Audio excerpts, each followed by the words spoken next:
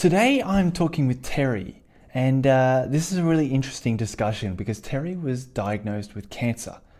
However, despite doctors telling him that his life is basically over, he still found plenty that he can do, and has since found that although he's dying, he's also for the first time truly living. He doesn't fear death, and he's finally recognized how much further we can go once we let go of that fear.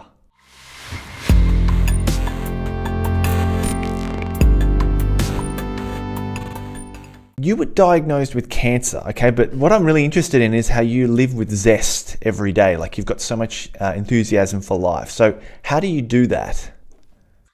I guess I kind of look at it this way. We're all going to experience pain in our lives. And it doesn't have to be cancer pain or, a chronic or a terminal illness or anything like that. I mean, it could be as simple as, you flunk a test at school, or you break up with your boyfriend or your girlfriend, or, you don't get the promotion at work that you think you deserve. Pain is inevitable. Suffering, on the other hand, suffering is optional. Suffering is what you do with that pain. Do you take it and use it to make you a stronger and more determined individual? Or do you wallow in it and want to feel sorry for yourself and want people to feel sorry for you?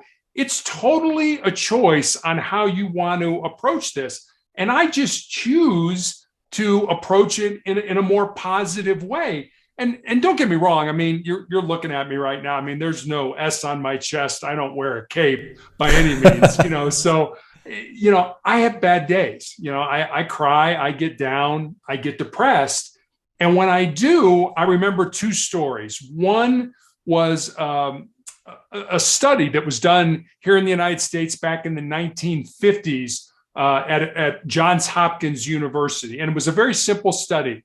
This professor took rats and he put them in water that was over their head. And he wanted to see basically how long a rat could tread water. And most rats treaded water for about 15 minutes. And just as they were getting ready to sink and drown, he reached in, grabbed them, pulled them out, dried them off, let them rest for a while.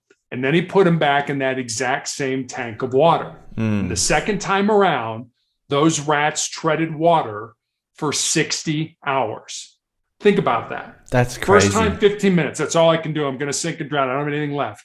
Second time, 60 hours, which says to me two things. One, the importance of hope in our lives. We have to believe that life is going to get better, that we're working towards something that's going to be better in our lives.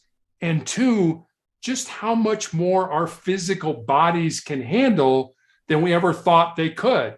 And then the other story, I have a friend who's was in the military in a group of people called the Navy SEALs. You may or may not have heard of them. They're kind of a counterinsurgency group, and they talk about their 40% rule, which basically says if you're at the end of your rope, you can't go on.